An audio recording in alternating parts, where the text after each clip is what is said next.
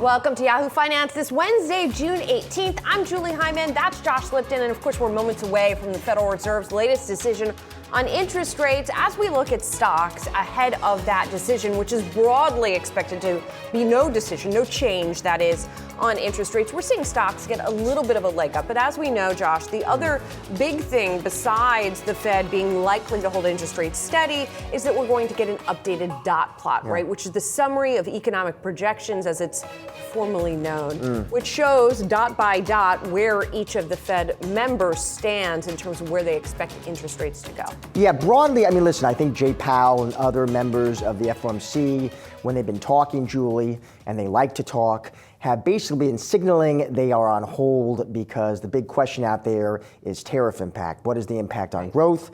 What's the impact on inflation? And until they have greater line of sight there, greater line of clarity there, they're going to be sitting on their hands. We have been getting reports. I mean, the inflation reports, we've talked about them on the show. I mean, they've been clocking in tame, benign. The labor market, you see signs of cooling, but you're not seeing signs of collapsing. But of course, we've had economists on the show, smart folks, who say it is still early days, it's early innings, and the data, in their opinion, not conclusive just yet. And at the very least, you can't rule out that it could potentially still happen. A couple of other flies in the ointment or things to consider here. President Trump, who keeps saying that the Fed should already be cutting rates. He said it again Was he talking today. Was he? I think he said it multiple times, even just today. But as we know, he said it before now. And then, of course, what's been going on with oil prices because of the Israel-Iran conflict. We've been seeing some volatility there. Could that be more sustained and have a more sustained effect on inflation? Of course, we don't yet know. So all of that considered, we are just seconds away now from the announcement of that Fed decision. Let's go to our own Jennifer Schonberger with the headlines. No change. The Federal Reserve holding rates steady in the range of 4.25% to 4.5% for the fourth meeting in a row. But officials still see two cuts this year, even as they see higher inflation and slower growth for the year. They revised up their inflation forecast to 3.1% from 2.8% previously, though they still see inflation coming down in 2026 to 2.4%. Growth was revised down to 1.4% from 1.7%, and the unemployment rate is seen rising to 4.5% from 4.4%. Now, it was a bit of a close call on that dot plot. 8 officials see 2 cuts this year, but 7 saw no cuts this year. 2 saw 1 cut, and 2 saw 3 cuts this year. Now, the Fed sees less uncertainty about the outlook ahead, changing language in their statement to say that uncertainty about the economic outlook has diminished but remains elevated. They also removed the language from the statement that said risks to higher unemployment and higher inflation have risen, noting that the committee is attentive to both sides of their dual mandate. They still characterize inflation as elevated in their statement. This decision was unanimous. Back to you. Jennifer, thank you very much. So again, another hold here. Interesting to see where we did see changes and where we didn't see changes. So just to reiterate, the most important part of this, not seeing a change to interest rates. The inflation estimate coming from the Fed going up to 3% from 2.8% and holding steady with how many rate cuts are still expected by the members of the Fed, at least the median, 50 basis points. Although, as Jennifer pointed out, many of them are saying they don't think there should be any change this year at all. Now, in the face of all of this, as I look at what stocks are doing, the answer is not a huge amount, a little bit of a leg up from where we were before, but really not a lot of reaction, at least not yet. It'll be interesting. Now we turn to the presser, where you would expect Jay Powell does not want to make news, doesn't want to see himself on the front page of the paper tomorrow. I would expect, Julie, he stays broadly, I'm going to say non-committal here. We hear a lot more watching the data, watching for clarity. He's going to get a lot of questions about tariffs, what he sees ahead there for growth and inflation. I would also suspect he gets a lot of, at least a question or two on the president as well, who was again today demanding for the Fed to cut and again calling Jay Powell names. And he potentially might get some questions about the Israel-Iran conflict as Energy well. Prices, when it comes to President Trump, Jay Powell has been very, very clear that the president does not have the legal authority to remove him. And indeed, that seems to have been backed up by the Supreme Court. On the flip side, there's also been reporting that what President Trump might do is name a successor to Powell well before Powell's term is up. Next year. So could he get a question on what effect that would have on his decision-making capacity. Will he shut that right down like he's shut down most of these questions? Probably, but that also might be. I wish you were in the room, Julie, because that's a good question. I'd like to hear him answer it. Yes. Maybe I'll slack Jen Schonberger right now. I like it. Let's bring in our panel now to break down the latest. Veronica Clark, Citi economist, here with us, as well as Kevin Gordon, Charles Schwab Director, Senior Investment Strategist. Welcome to you both. Maybe start with you. What you think, you're the resident economist on the table. What do you make so far, what you heard, the headlines that dropped? Yeah, I mean, I think a lot of the focus on this, initial, what we were getting at 2 o'clock was on the dots. So, okay, the median dot, stayed at 2 cuts for this year, but it is seems like an interesting dispersion now among the committee. If a lot of people want to not cut at all, only a couple, maybe showing just 1 cut. So that's an interesting mix. Just a lot of uncertainty, of course, and I'm sure it depends a lot on individual outlooks for how things will be evolving. Well, and it's also interesting to see that inflation prediction tick up, because as we were talking about, there is this broad expectation that we could see at least a short-term bump from inflation, from tariffs to inflation. But we haven't seen it. Why is there still seemingly such a high confidence level that we will see that? Yeah, I think this is just reflecting, unfortunately, the timing of the last time we had these forecasts updated. So the last forecast update in March, that was before the big tariff announcements in April. And we are, a lot of those have been delayed, but we are still facing a pretty high effective tariff rate. We haven't seen it in the data through May, but I think it is just a bit too soon to see it. I think I would be surprised if we're sitting here in September, October, and we haven't seen anything. But in that May inflation data, there were signs of, particularly soft demand, services prices that are pretty soft. So maybe that is going to limit the ability of companies to pass on tariff increases. Kevin, I want to bring you in here as well. So they hold steady. They still see 2 more cuts this year. What do you make of it?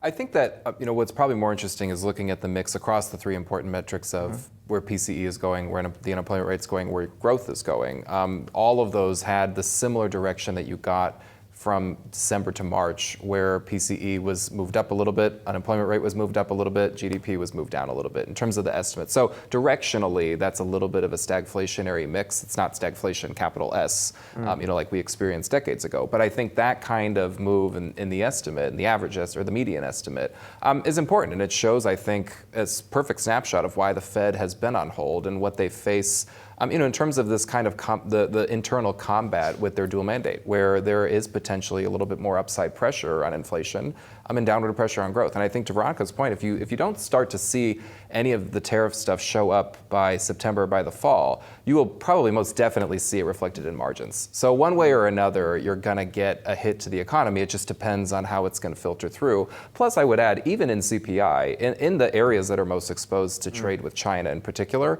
you did see some heat. I mean, it's in small sections. Appliances. Video equipment, audio equipment. But in the aggregate, to Veronica's point again, services disinflation was so overpowering, and also shelter disinflation has been pretty strong too. So you could probably count on those to help lead to the downside a bit, but I agree that I wouldn't rule out any kind of inflationary bump later into the summer. Yeah, and I want to show a chart that came via Deutsche Bank that looks at the unemployment rate. It looks at headline PCE. To be fair, maybe we should be looking at core here. It looks at the Fed funds rate. And if you didn't know anything about what was happening in the world with tariffs, et cetera, and I showed you this chart and I said the Fed's not going to cut, you would be like, huh? What? So, this kind of illustrates the challenge here is that, if we were operating in a vacuum, it would probably make sense for the Fed to cut here. Yeah, they see rates as at a restrictive level. Inflation has been slowing, underlying inflation certainly. The unemployment rate has ticked up some. It's usually not a good sign when the direction of travel is upward also. So yeah, maybe you want rates to be closer to neutral. But of course they are very focused on maybe the inflation that we haven't seen yet. Kevin, you argued that the stock market was on, I think you said, was it shaky ground heading into this meeting? What did you mean by that? Well, just where we are in terms of, you look at the rebound post-April 8th lows, and so much of that has been multiple expansion. You're basically, if you take a forward PE or any valuation metric for the U.S. stock market, you're pretty much back at an all-time high and a cycle high. So there's just less to squeeze out of the multiple expansion side of things. You need to see it now more reflected in earnings growth. And the problem is that even though fourth quarter earnings season, first quarter earnings season were pretty stellar in terms of where you started with estimates and where you ended, all of the subsequent quarters for 2025 kept seeing cuts to their estimates. So it also sort of artificially, in a way, inflated PE metrics, and you didn't really get any confidence from future earnings. So it could be the case where you go through several rounds or several quarters of earnings beating expectations.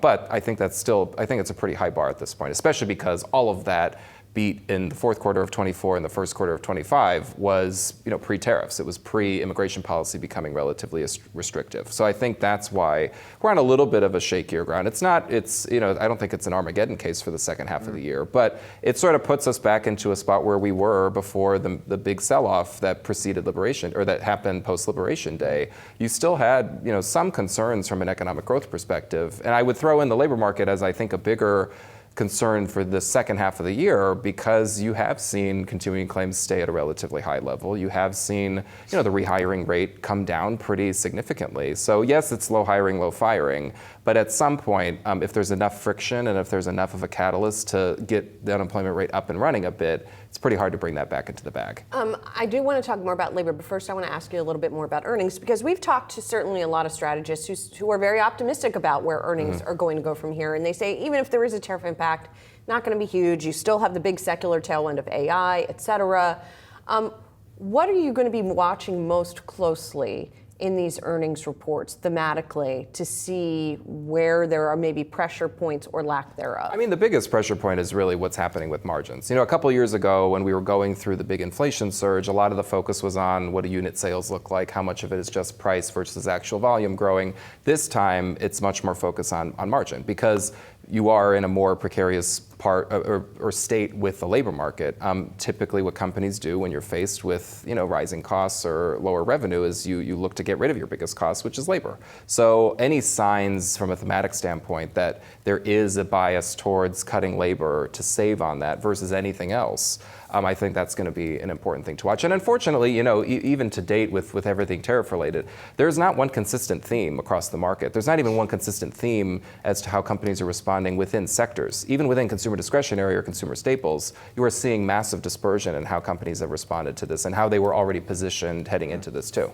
Veronica, I want to bring you back in here. I want to talk about geopolitics for a second. Israel, Iran, that war is running red hot. I'm just curious how you're thinking about that as an economist, what it potentially means for oil, for energy prices, and how you think the Fed may be thinking about it. Yeah, it's really that oil channel that's the primary way that we would be thinking about it. Obviously, we've seen oil prices increasing.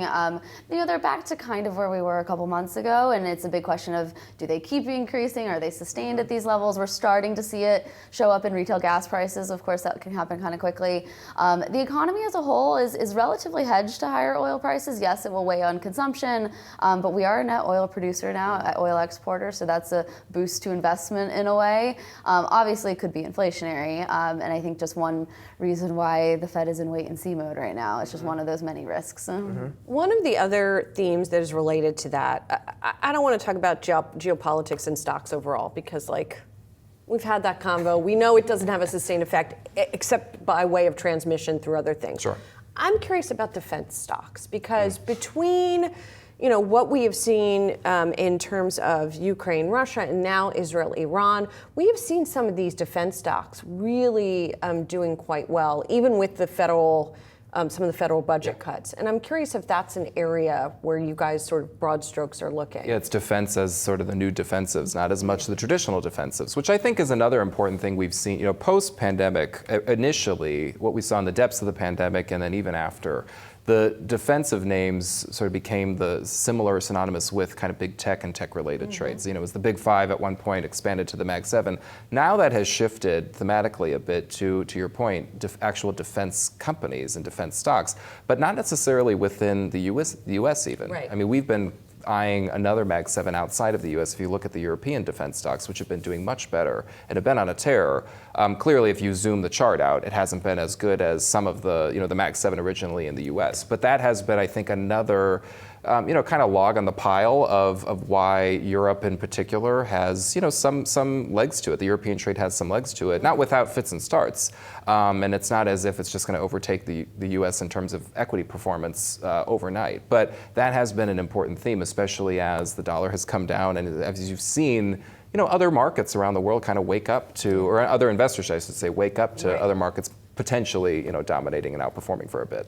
Yeah. Well, we went far afield from the Fed, didn't we? But I love that. Guys, all encompassing. Veronica and Kevin are going to stick around and come back later in the show after the press conference. On the other side of the break, we're going to hear from former St. Louis Fed President Jim Bullard to talk about the path ahead for interest rates as we await those comments and that press conference from Jerome Powell. Stay tuned. More of Yahoo Finance's special coverage of Fed Day coming right up. Let's do a quick check of the markets here. The Dow's up about 115 points. The S&P 500 up about 0.3%. NASDAQ about 0.4%. Quick check on yields as well. Your benchmark 10-year, 4.37 here. Well, Fed deciding to hold rates steady for June. For more on the bond market, we're bringing in now Leslie Falconio, head of taxable fixed income strategy at UBS Global Wealth Management. Leslie, it is good to see you. So the Fed decision is out.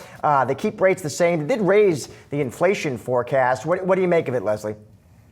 It's really, from our perspective, there really wasn't that big of a change. I mean, our expectation was that they were going to keep with, 2 cuts this year. And if you look at, what the SOFR's pricing in this year from before and after the Fed, you really haven't changed that much in terms of amount. It's still running around 40 basis points. I think the change is just the amount of committee members which preferred to have no cuts this year, which I think was different than what we saw in the last meeting. Our expectation is that the Fed does more than likely cut twice this year, starting in the fall. But again, there's so much information that is still unknown. We're still in that 90-day pause. We have a lot going on in terms of how, inflation, from the tariffs are actually impacted, coming into the economic data, how long they last, if these oil prices levels that we've seen, come up will be sustained. So there's still a lot of unknowns here. So I'm not surprised that number one, that they held steady, but they actually kept the 2 cuts priced in.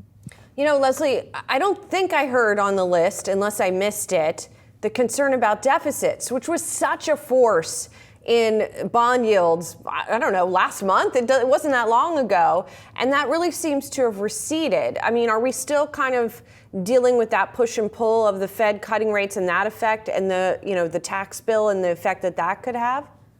I don't think the issue has receded, but I will say this. I mean, we've said this for a number of times. I mean, we've always been of the view that things like deficit and treasury supply, is a passenger, not a driver, particularly to the back end, right? The drivers are growth and inflation.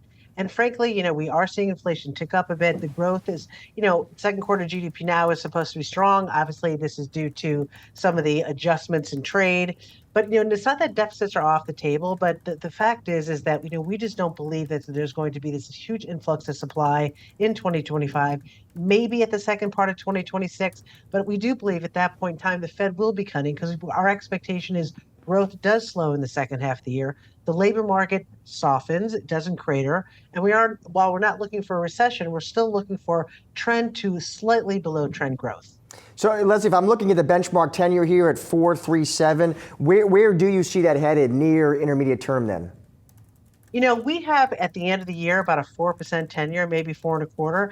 I wouldn't chase rallies, though, here. I get very, very cautious because of what we just mentioned, whether it's the big, beautiful bill, whether or not these deficits sort of, scares come out every once in a while from these bond vigilantes. So we wouldn't chase necessarily rallies here. And the reason being the economy, while softening, is still strong, right? The consumer, while pulling back a little bit, is not, falling off a cliff. So while we do anticipate by the end of the year that 10-year to be around 4%, it doesn't mean a straight line down. And you will have the opportunity, in our view, to buy a 10-year at a higher level because things like, the deficit, in terms of, the big, beautiful bill or wherever we're seeing in terms of stronger economic data in the second quarter are not by the wayside yet. So you don't chase the market, you wait, but you definitely added that 10-year around that 4.6 level with the expectation that you're going to be at about 4.25 by the end of the year.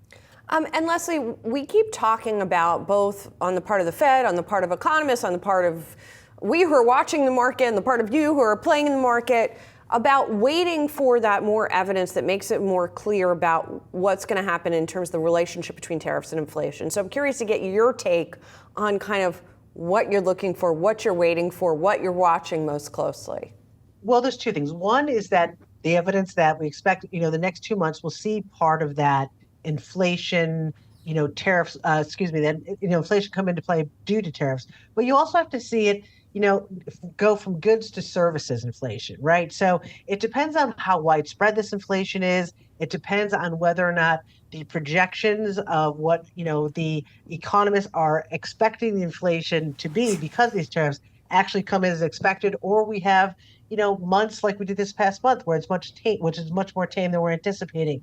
But what you're looking for is it spreading from goods to services inflation? Is it widespread? And that's really one of the keys. And frankly, again, and I know we said this, there's so much uncertainty and there's a lot of economic model projections, and it's just very difficult this year, to get those projections correct. So if you don't start seeing it in the next month or two, then then I believe the market will say, okay, wait a minute, this inflation concern really isn't as big as of an issue than was once anticipated, number one. And number two, you need to move from goods to services inflation.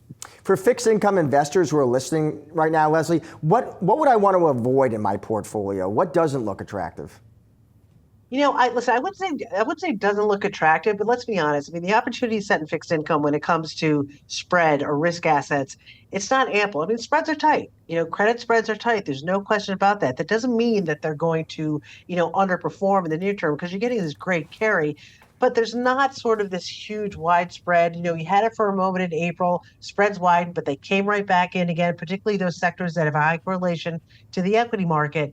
But we do like the higher quality, not because we think that you're going to have some catalyst, but the higher quality is still offering you investment-grade corporates, agency mortgage-backed securities, offer really great compounding income, and just having at a time of this unknown and with spreads relatively tight in the lower credit quality, truly just to earn that income. So that's really what we're saying. If you want to go into the high yield or senior loans, again, we're not expecting a catalyst, but just know that you're not going to have that much spread compression going forward. Leslie, thank you so much. Really good to see you. Appreciate it. Thanks so much. For more on the latest decision from the Fed, the path ahead, the dot plot, all of the above, let's welcome in James Bullard, former Federal Reserve Bank of St. Louis president and current Purdue Daniels School of Business dean. Jim, thank you so much for being here. We really appreciate your perspective. First of all, I would ask you about the decision to hold rates steady here, where there's a lot of confusion. There are a lot of pressures, both politically, but also sort of lack of clarity economically here. So as someone who's been inside the room, how do you think the Fed is sort of thinking through these issues? Well, they're definitely in wait and see mode, and that's probably a good mode to be in, given all the uncertainty. I think the committee would like to see more resolution on the trade war. In particular, I think to get past this next deadline, the 90-day deadline, and see what comes of it, whether there would be a spate of trade deals or whether it would get drawn out into the future, or there could be escalation even at that point. So that's the level of uncertainty that they're looking at. I think, meanwhile, the numbers on the economy have been surprisingly good, and so that gives them confidence that they can continue to wait and see. Jim, the economist and strategist David Rosenberg, I saw him telling his clients this week, you know what his advice would be to the Fed? He would say, Jim, ditch the dots. Ditch the dots, Rosenberg says. They're basically meaningless, he was arguing, in the kind of very uncertain environment we find ourselves in now. What do you make of that, Jim? Ditch the dots. Well, when I was president of the bank, at some points I suggested that I would just unilaterally drop out. So I guess I'm a little bit simpatico here. I think it's been a flawed process from the beginning. I think there were ideas that we would get started and then we would change the dot plot as time went on, but it kind of got frozen in the initial incarnation. And so you've got, problems about the horizon does not move as you go through the year. So the near-term horizon gets shorter and shorter as you go through the year. That's kind of weird. The dots aren't really connected. You don't know whose unemployment dot is connected to which interest rate dot. So that's a problem. You've got the chairs dot somewhere in there.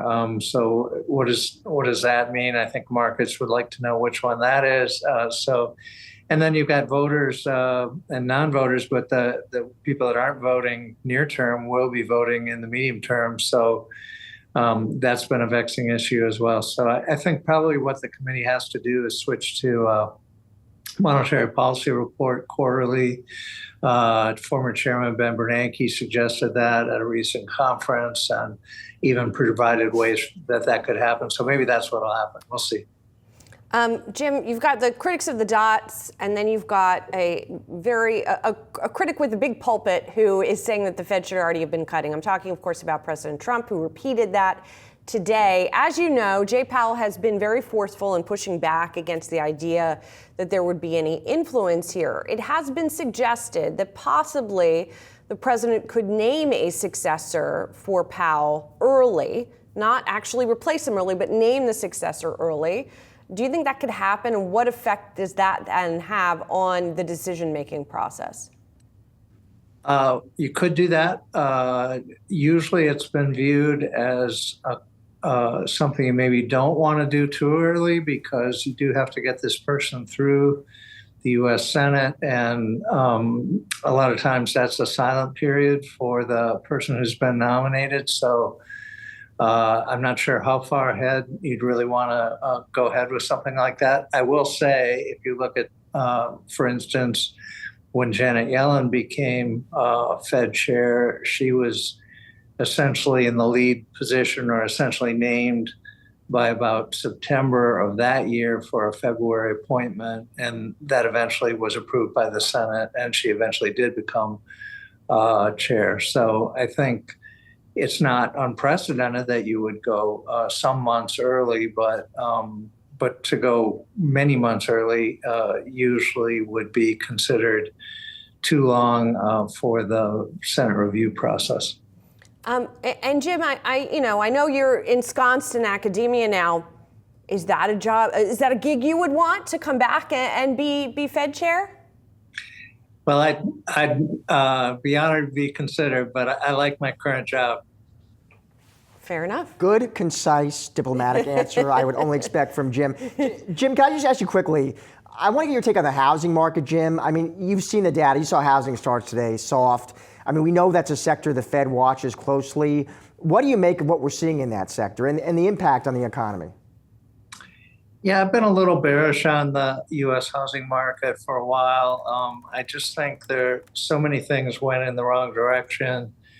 The demand went up actually during the pandemic, at the same time that the committee was buying a lot of mortgage-backed securities, putting downward pressure on mortgage rates. And I think that got us quite a ways out of alignment.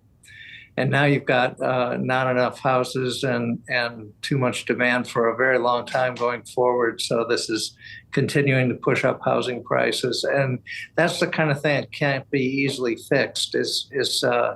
You're talking about the capital stock. You know, it takes a long time to build the right number of houses for all the people that are demanding them. And so it's gonna be a slow motion repair there. And so I don't read a lot of business cycle into that. I read more about long-term disequilibrium in that market.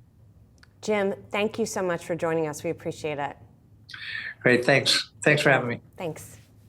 Well, we are awaiting the press conference from Fed Chair Jay Powell, set to begin in just a couple of minutes here. Just to reiterate the news that we got at the top of the hour, the Federal Reserve holding interest rates steady here, and also coming out with its updated so-called dot plot, the summary of economic projections, still forecasting, the median forecast is for 2 cuts before the end of the year. I did see some commentary pointing out that the new inflation projection would imply quite a bit of upside from here to get back to 3% inflation. Yeah, they did hold, so they hold rates same, but to your point, Julie, they did lower the growth forecast and they raised their inflation outlook. So you're looking for any more color and commentary from Jay Powell on kind of how what went into those decisions. I'm very interested to hear what he says about the Israel-Iran conflict, how the Fed is thinking about that conflict in terms of what it could mean for oil prices, energy prices.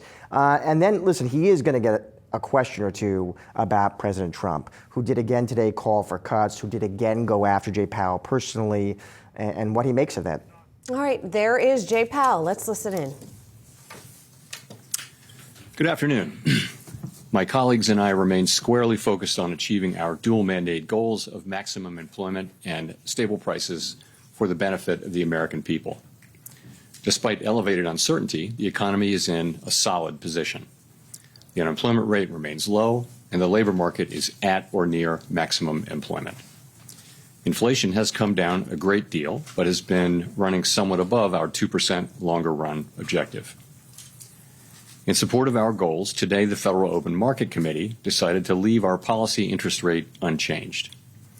We believe that the current stance of monetary policy leaves us well positioned to respond in a timely way to potential economic developments.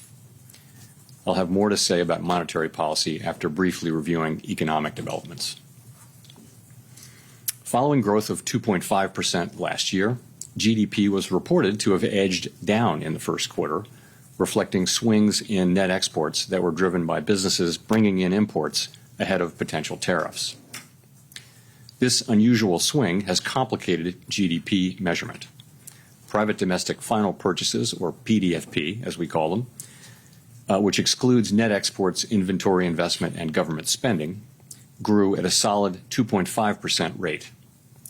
Within PDFP, growth of consumer spending moderated, while investment in equipment and intangibles rebounded from weakness in the fourth quarter. Surveys of households and businesses, however, report a decline in sentiment over recent months and elevated uncertainty about the economic outlook, largely reflecting trade policy concerns. It remains to be seen how these developments might affect future spending and investment. In our summary of economic projections, the median participant projects GDP to rise 1.4% this year and 1.6% next year, somewhat slower than projected in March. In the labor market, conditions have remained solid. Payroll job gains averaged 135,000 per month over the past 3 months. The unemployment rate, at 4.2%, remains low and has stayed in a narrow range for the past year. Wage growth has continued to moderate while still outpacing inflation. Overall, a wide set of indicators suggests that conditions in the labor market are broadly in balance and consistent with maximum employment. The labor market is not a source of significant inflationary pressures. The median projection for the unemployment rate in the SEP is 4.5% at the end of this year and next, a bit higher than projected in March. Inflation has eased significantly from its highs in mid-2022, but remains somewhat elevated relative to our 2% longer-run goal. Estimates based on the Consumer Price Index and other data indicate that total PCE prices rose 2.3% over the 12 months ending in May, and that, excluding the volatile food and energy categories, core PCE prices rose 2.6%. Near-term measures of inflation expectations have moved up over recent months, as reflected in both market and survey-based measures. Respondents to surveys of consumers, businesses, and professional forecasters point to tariffs as the driving factor. Beyond the next year or so, however, most measures of longer-term expectations remain consistent with our 2% inflation goal. The median projection in the SEP for total PCE inflation this year is 3%, somewhat higher than projected in March. The median inflation projection falls to 2.4% in 2026 and 2.1% in 2027. Our monetary policy actions are guided by our dual mandate to promote maximum employment and stable prices for the American people. At today's meeting, the committee decided to maintain the target range for the federal funds rate at 4.25% to 4.5%, and to continue reducing the size of our balance sheet. We will continue to determine the appropriate stance of monetary policy based on the incoming data, the evolving outlook, and the balance of risks. Changes to trade, immigration, fiscal, and regulatory policies continue to evolve, and their effects on the economy remain uncertain. The effects of tariffs will depend, among other things, on their ultimate level. Expectations of that level, and thus of the related economic effects, reached a peak in April and have since declined. Even so, increases in tariffs this year are likely to push up prices and weigh on economic activity. The effects on inflation could be short-lived, reflecting a one-time shift in the price level. It's also possible that the inflationary effects could instead be more persistent. Avoiding that outcome will depend on the size of the tariff effects, on how long it takes for them to pass through fully into prices, and ultimately on keeping longer-term inflation expectations well anchored. Our obligation is to keep longer-term inflation expectations well anchored and to prevent a one-time increase in the price level from becoming an ongoing inflation problem. As we act to meet that obligation, we will balance our maximum employment and price stability mandates, keeping in mind that without price stability, we cannot achieve the long periods of strong labor market conditions that benefit all Americans. We may find ourselves in the challenging scenario in which our dual mandate goals are in tension. If that were to occur, we would consider how far the economy is from each goal and the potentially different time horizons over which those respective gaps would be anticipated to close.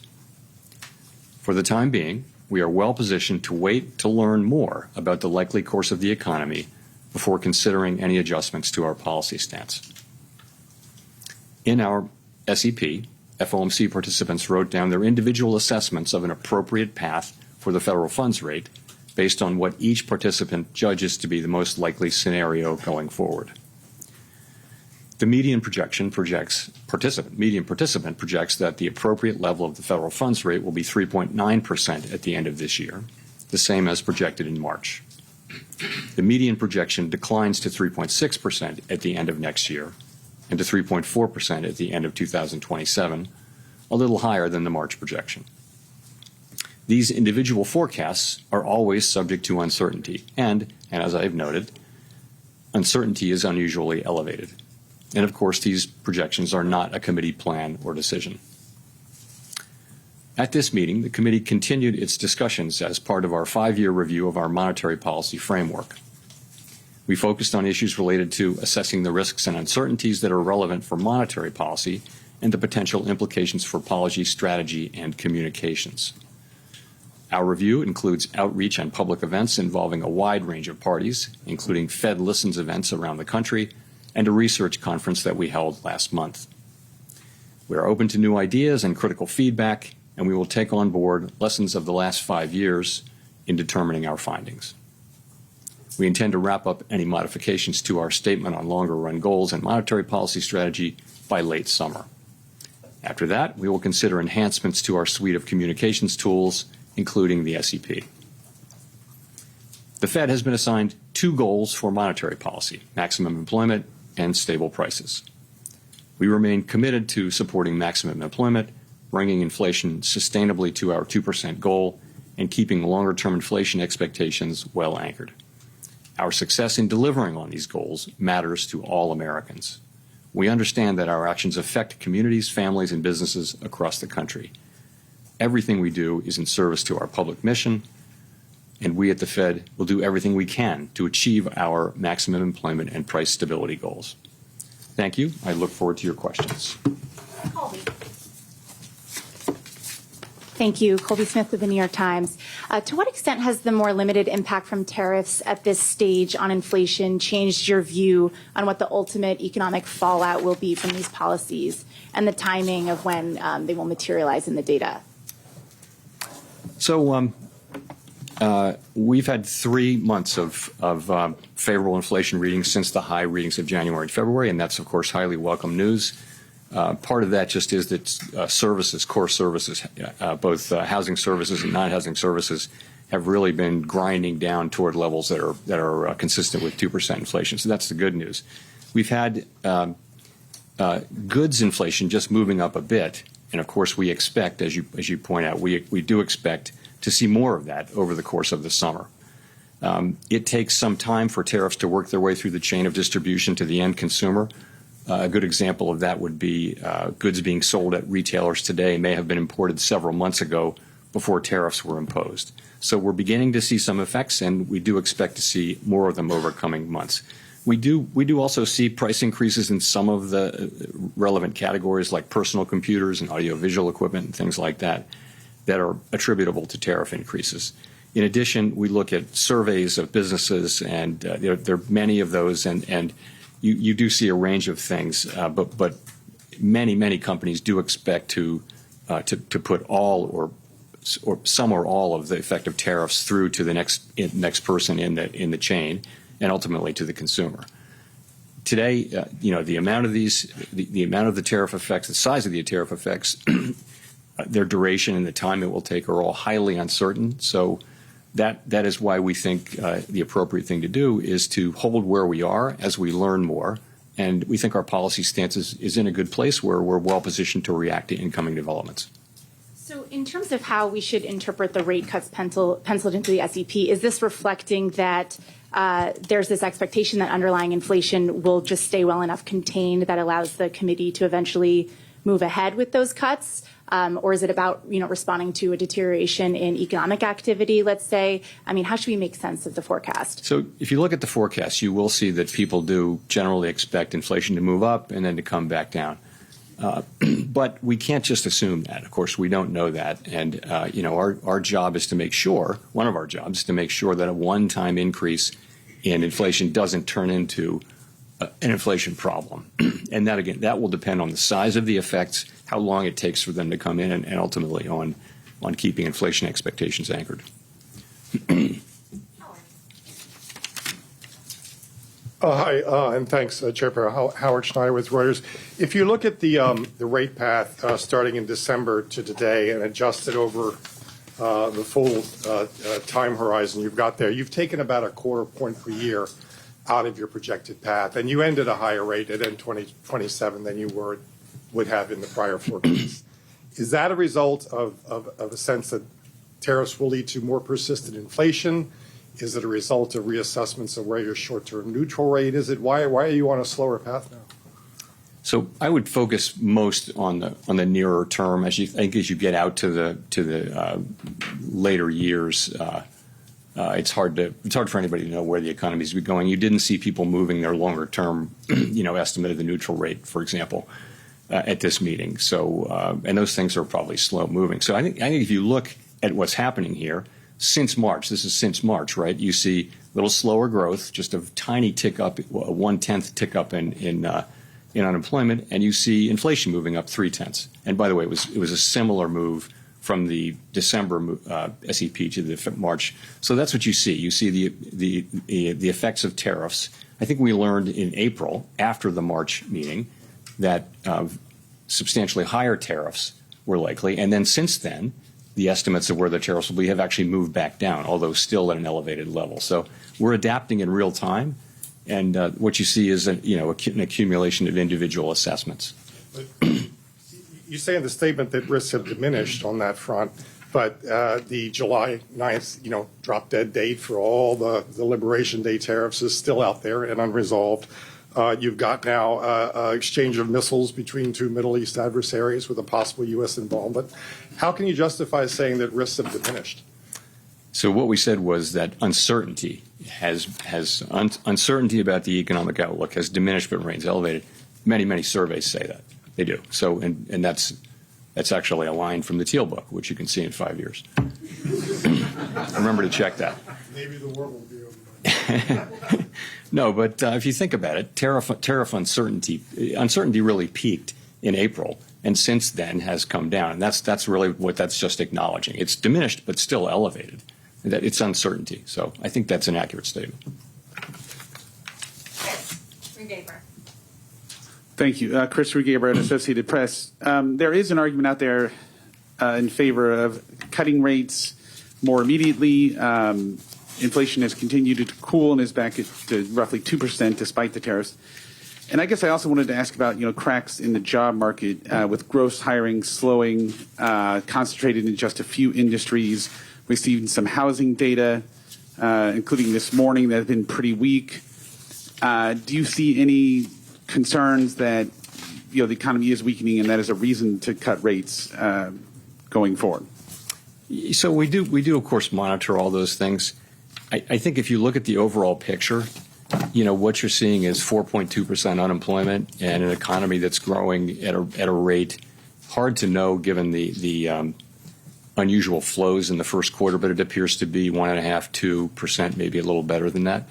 Sentiment has come up off of its very low levels. It's still depressed, So, you can point to things. The housing market is a longer run problem and also a short run problem.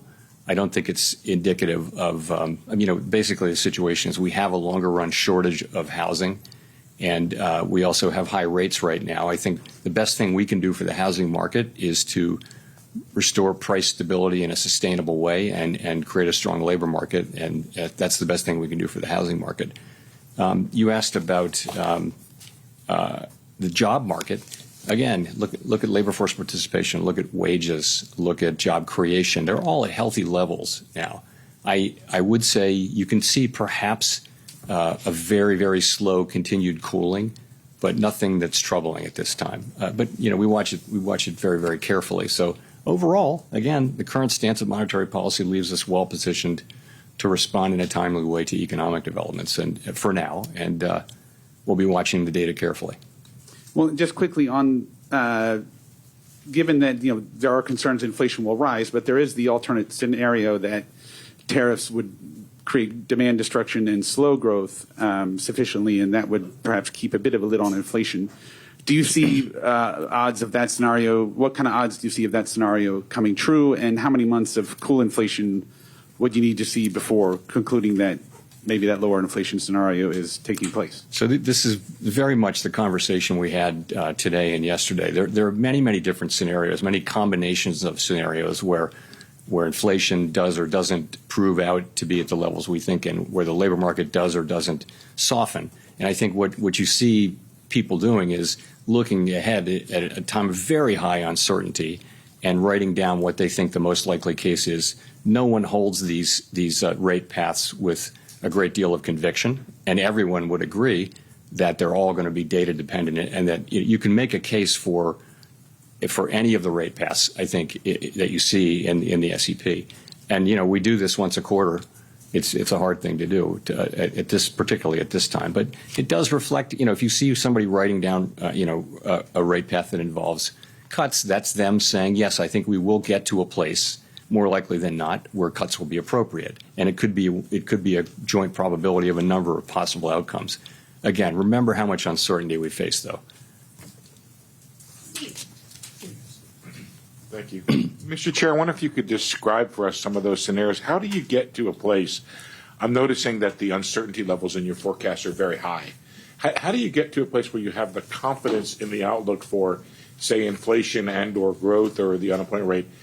How many months does it take, and what do you want to see in the data to get to that level of confidence to actually reduce rates off the restrictive level? So it's very, very hard to say when that will happen. We know that the time will come.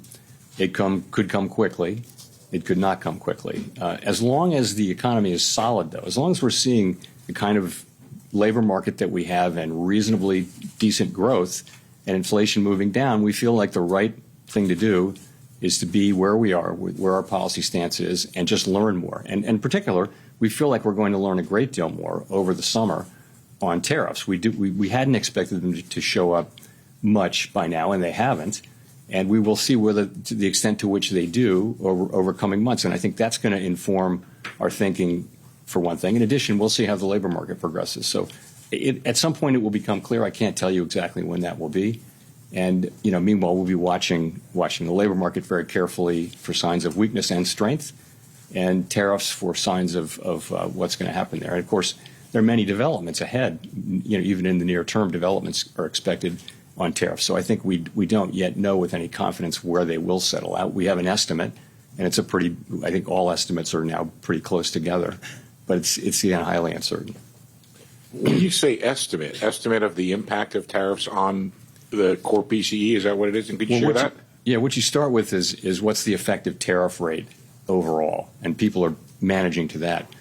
But the pass-through of tariffs to consumer price inflation is a whole process that's very uncertain.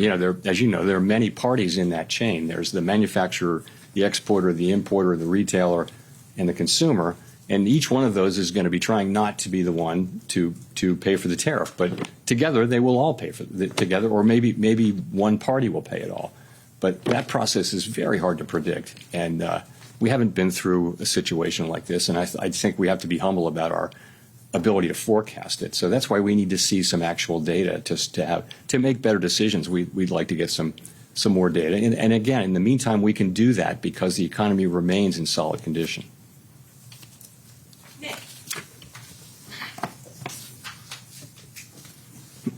Nick Tamarosa of the Wall Street Journal. Chair Powell, I guess I'm wondering if you could explain a little bit more the divergence we see in the dot plot, particularly around the 2025 rate projections. I realize this is, you have one group of officials that are putting down no cuts, another that are putting down more than one. And again, recognizing that could be difficult to summarize, but is it a matter of people having a different outlook or a different reaction function, a different commitment to defending against another inflation mistake? How did that play out over the last 2 days? So you're right. This is often the case. We have a pretty healthy diversity of views on the committee. We did have strong support for today's decision and broad agreement that our policy stance does leave us in a good place. But I would point to two factors, and you mentioned them. The first is just that parties have a diversity of forecasts. And they do align with where their dots are. So if you have a higher inflation forecast, you're going to be less likely to be writing down, more cuts. But remember, as we see more data, we're going to learn more about where inflation is headed, and that means when it is time to look at resuming our normalization process, the differences you see should be smaller because we'll have seen actual data. Right now, it's just a forecast in a very foggy time. So that's the first part, is forecast. Secondly, people can look at the same data and they can evaluate the risks differently, as you know. And that includes, the risk of higher inflation, the risk that it'll be more persistent, the risk that the labor market will weaken. People are going to have different assessments of that risk. So that you put that in there too. So those are the two ways that the two things I think that drive these things. Remember, though, as I mentioned earlier, with uncertainty as elevated as it is, no one holds these rate paths with a lot of conviction. So that's really where it is. It's a function of those things. And I think as the data come in, you should see those differences diminish. If I could follow up, you've said the policy is in a good place and that it's modestly restrictive.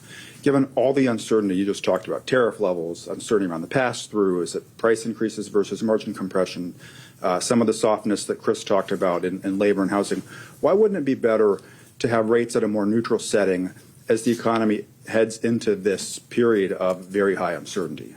So if you just look backward at the data, that's what you would say, but that's not. We have to be forward-looking. And the thing that every forecaster, every outside forecaster, and the Fed is saying is that we expect a meaningful amount of inflation to arrive in coming months.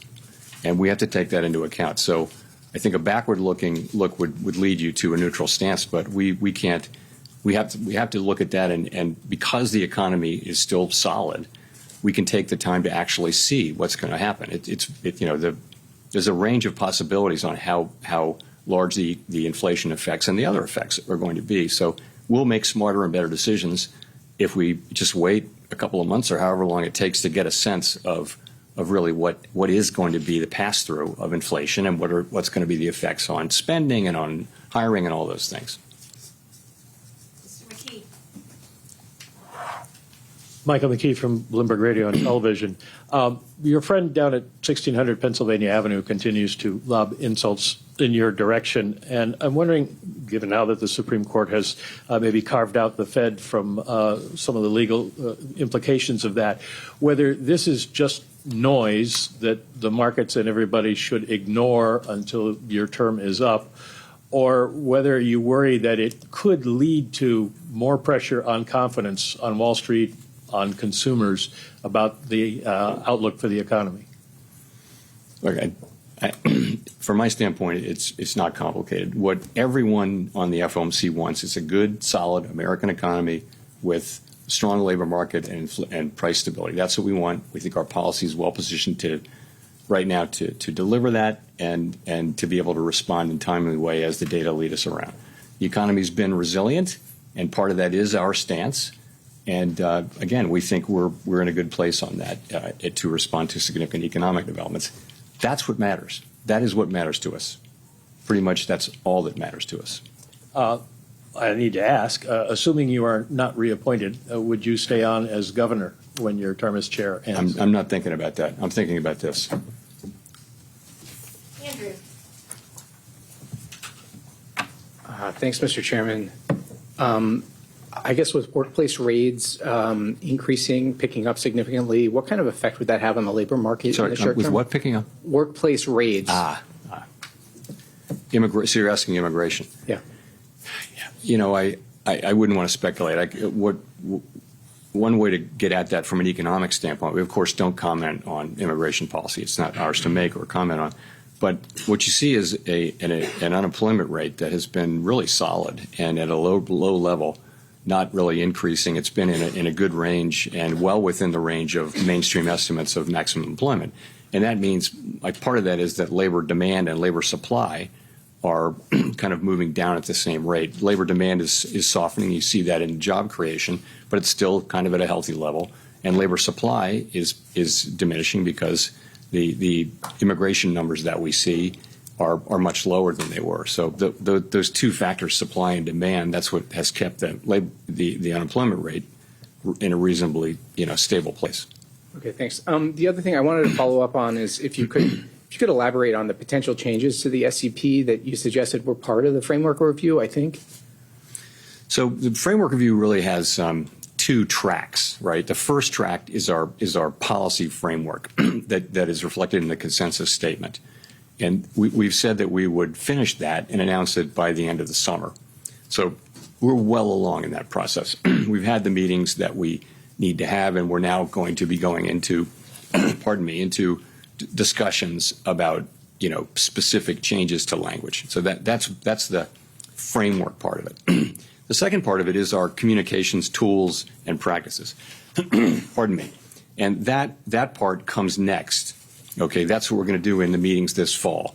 Actually, what we did at this meeting, though, is we sort of prepared the ground for that. We had a meeting where we talked at a high level about a number of ideas. The SCP is part of it. Many other ideas. It's sort of, how do we think our communications can be improved? There are a number of ideas. People offered a really, it was a great conversation, number of ideas, but we're going to look at those with staff briefing and a lot of thought in the fall. And I would say when it comes to changing communications, I would only support things really that only implement things that have very broad support. And also you want to be really careful because I think our communications are pretty well received. They're not broken. So more is not necessarily better, but better is better. So we're going to be looking at ways to do things that will improve the clarity of what we do for the benefit of the public.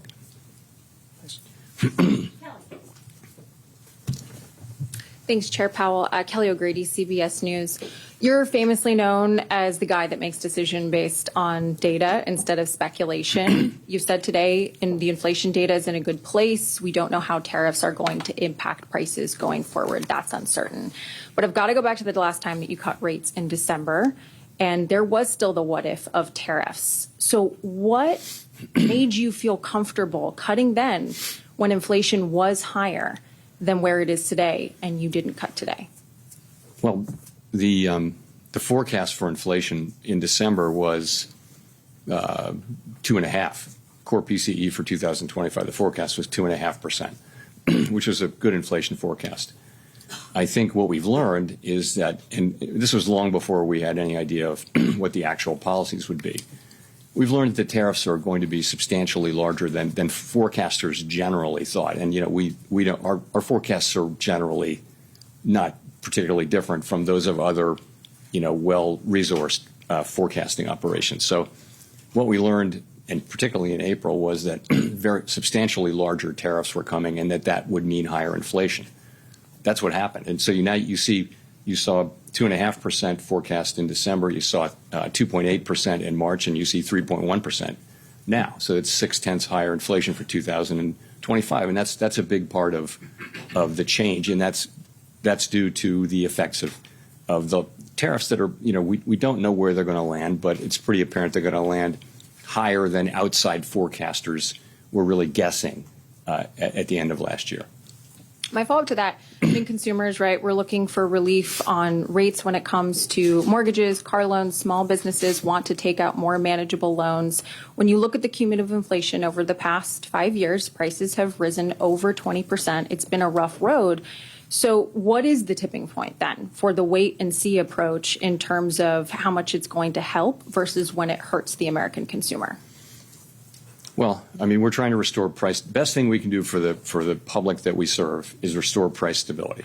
If we can, and we will, restore price stability, meaning 2% inflation on a durable, sustainable basis, that, and also maximum employment. If we restore those things, that's the best thing, and that is our goal. The best thing we can do for the American people, for households and businesses, that is the ultimate thing that we can deliver.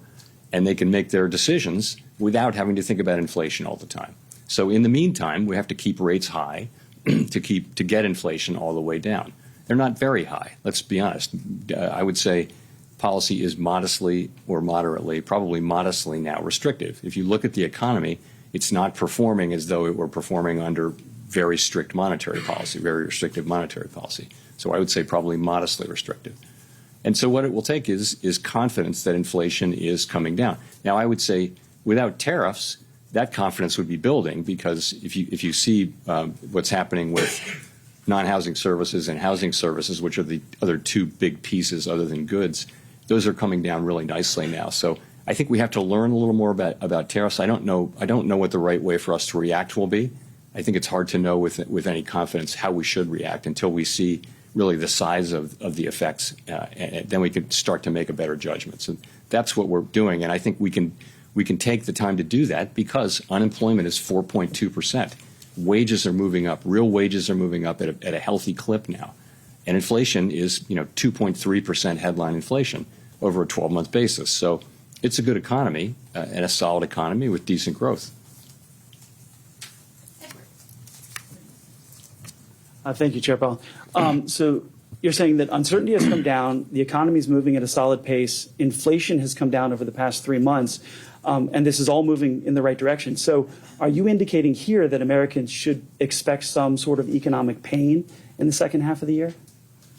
I'm not saying that at all. From our standpoint, what I can say is that the U.S. economy is in solid shape. Inflation has come down. The unemployment rate remains at 4.2%. As I mentioned, real wages are moving up. It's a good job creation is at a healthy level. Unemployment, again, as I said, low. Labor force participation in a good place. So, and what we're waiting for to reduce rates is to understand what will happen with really the tariff inflation. And there's a lot of uncertainty about that. Every forecaster you can name who is a professional forecaster with adequate resources and forecasts for a living is forecasting a pretty significant. Everyone that I know is forecasting a meaningful increase in inflation in coming months from tariffs, because someone has to pay for the tariffs, and it will be someone in that chain that I mentioned between the manufacturer, the exporter, the importer, the retailer, ultimately somebody putting it into a good of some kind, or just the consumer buying it. And all through that chain, people will be trying not to be the ones who pick up the cost. But ultimately, the cost of the tariff has to be paid. And some of it will fall on the end consumer. We know that because that's what businesses say. That's what the data say from past. So we know that's coming. And we just want to see a little bit of that before we make judgments prematurely. And follow up on that. So you spent years though talking about how you're data dependent, and be a little more direct on this. Now you're making decisions looking forward. Doesn't the data you're seeing today indicate there should be a rate cut? No, I mean, your monetary policy has to be forward looking. That is elementary. You've got to be looking. I always talk about the incoming data, the evolving outlook, and the balance of risks. We say that over and over and over again. Right. So it's always forward looking. If at the very beginning of the pandemic, we cut rates to zero immediately. Nothing had happened. We just knew that it was going to be really bad. Right. So we took very aggressive forward looking because we knew things were going to be unusually difficult. So, of course, this is something we sort of know is coming. We just don't know the size of it. And again, the economy seems to be in solid shape. So the labor market's not crying out for a rate cut. Businesses, in a bit of shock after April 2, but you see business sentiment, you talk to business people now, there's a very different feeling now that people are working their way through this, and they understand how they're going to go, and it feels much more positive and constructive than it did 3 months ago, let's say. So again, we think that our current stance of monetary policy is in a good place.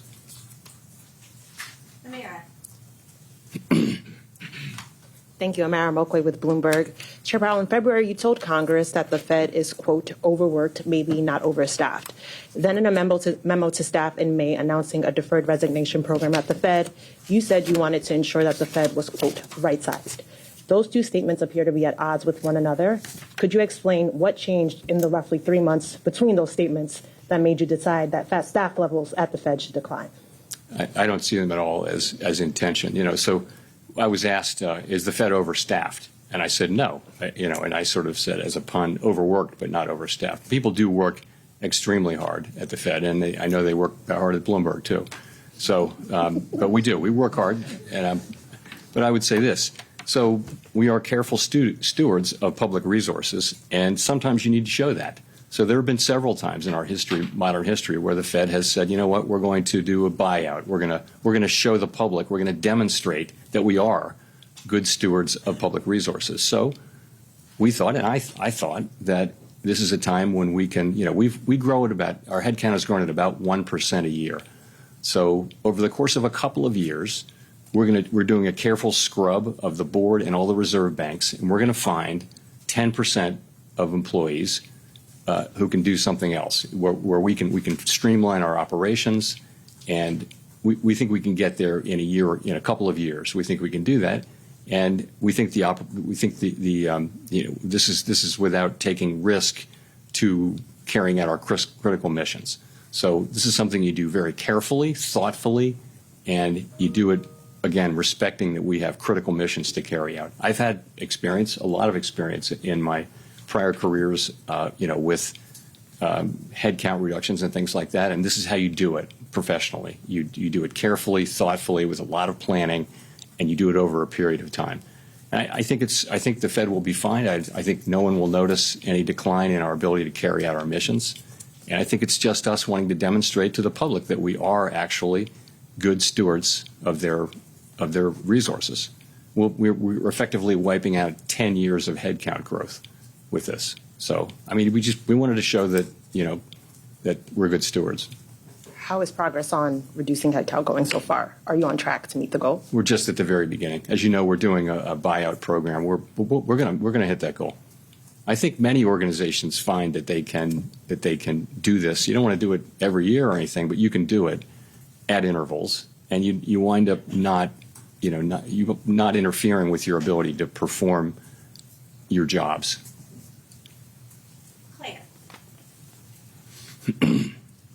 Chair Powell, Claire Jones from the Financial Times.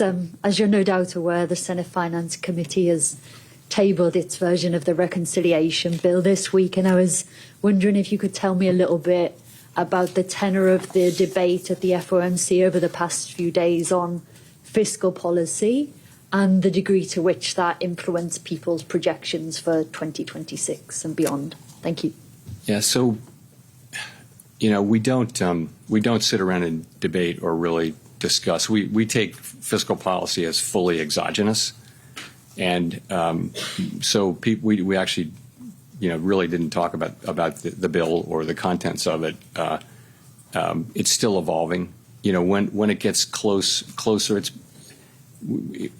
remember also we have a very, very large economy, and that the effects will be at the margin, I expect that they may already be in, but they will be in by the next meeting. We'll make an estimate, but it's not a major thing. It's nothing that we discuss.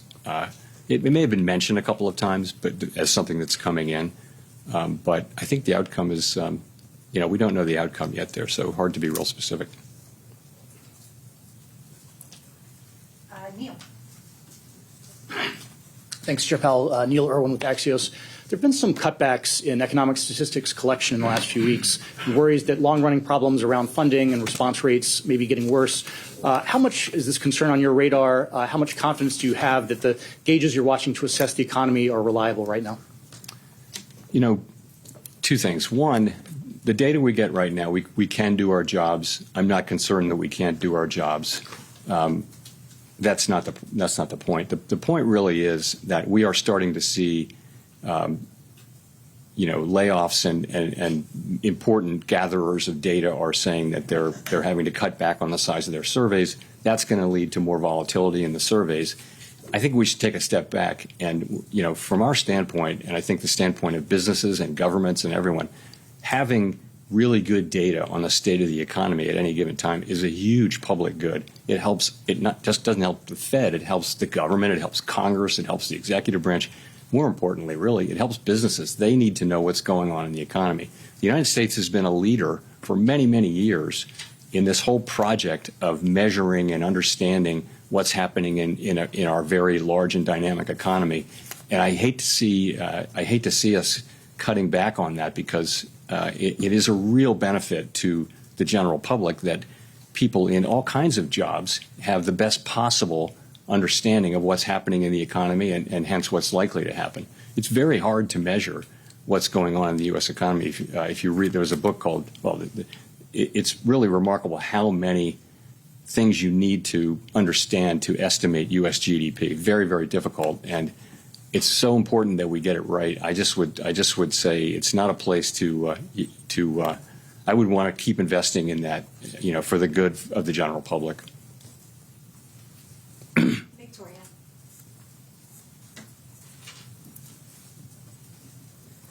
Hi, Victoria Guida with Politico. So you're conducting this monetary policy strategy framework review, but next year we're supposed to have a new Fed chair. And I'm wondering if that affects at all the way that you're approaching this. How do you ensure that this framework will actually be durable? The framework document goes back to 2012, and it's the committee's document. It's not like we're going to invent a brand new way to do things. It's been an evolving document, so it shouldn't depend on who the chair is at all. It should depend on what's happening in the economy and what the committee wants to do. So, yeah, it isn't really tied to any particular chair. And we used to renew it every year. Now we do it every 5 years. So, but I don't think I've never heard anyone raise this issue that a new chair might want to come in and go in a completely different direction. I really don't think that's right. But that's not going to be up to me to decide. Is that affecting at all who you're consulting with? Not at all. Not in any way.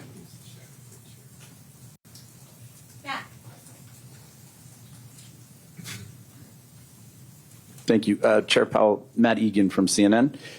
Relatively low gas prices this year have helped drive down inflation in recent reports, but that trend is starting to reverse given the crisis in the Middle East. How are you thinking about how the Israel-Iran conflict will impact the economy, especially inflation? And what lessons were learned during the 2022 period when another conflict, the Russia-Ukraine war, sent oil and gas prices skyrocketing? So, of course, we're watching, like everybody else is, what's going on. I really don't have any comment on that. Possible that we'll see higher energy prices. What's tended to happen is when there's turmoil in the Middle East, you may see a spike in energy prices, but it tends to come down. Those things don't generally tend to have lasting effects on inflation, although, of course, in the 1970s, they famously did, because you had a series of very, very large shocks. But we haven't seen anything like that now. The U.S. economy is far less dependent on foreign oil than it was back in the 1970s. So, but there. A quick follow-up. I've just got to ask you about artificial intelligence. Some technology executives have recently been warning that AI could wipe out a large chunk of entry-level jobs and significantly increase the unemployment rate. I'm wondering how concerned you are, if at all, about the threat that AI poses to employment. So this is the question. The question really is, will AI be more augmenting labor or replacing labor? And I wouldn't. We all see those announcements, including one today. I wouldn't, overread a couple of data points, because AI should be creating jobs at the same time. It may be replacing, maybe doing both. Anyone who's done any work with AI will have been a little bit stunned at how capable it is. And it's just a different thing. So I think this is something that certainly has transformational potential. And probably we're in the very early stages of it. You know, they say what you're seeing now compared to what you'll see in 2 years is going to be very different and even more effective. So I think it's really hard to know. That, you know, of course, there are optimists who feel like it's going to make everybody much more productive. And there are those who think it's going to replace an awful lot of jobs right across the income spectrum, you know, white collar, blue collar, and everything. So I just don't know. We don't have a house view on that, but this is going to be a very important question for some time.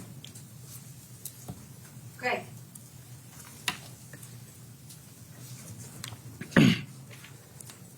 Thank you. Greg Rapp from Market Watch. I was wondering if you could step back a little bit, Chair Powell. You know, there's a spate of articles and a lot of op-eds now in the newspapers saying that the U.S. economy and the global economy is going through this profound change, you know, akin to the end of the Bretton Woods era in the 1970s. And don't you owe the American people, like, some sort of, like, explanation for what we're going through? I mean, I noticed earlier this month when you talked about Bretton Woods a little bit, and you said that Bretton Woods, the Fed staff had to like change how the dollar, movements of the dollar was impacting the economy. Are we going through something like that now? That, you know, are you having to change how you do monetary policy? Is it that fundamental a change underway? Thanks.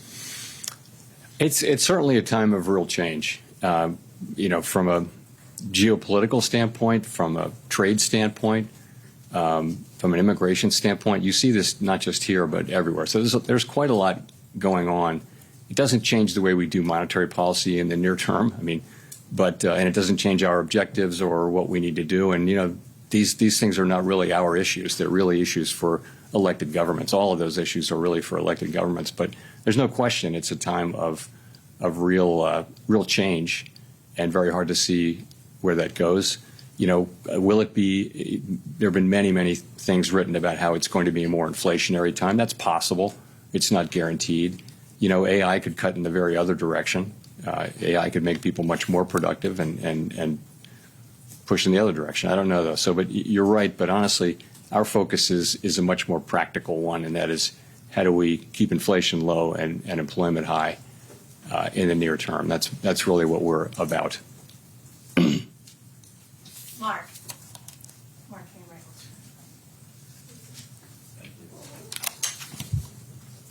Hello, Chairman Powell. Mark Hamrick with Bankrate.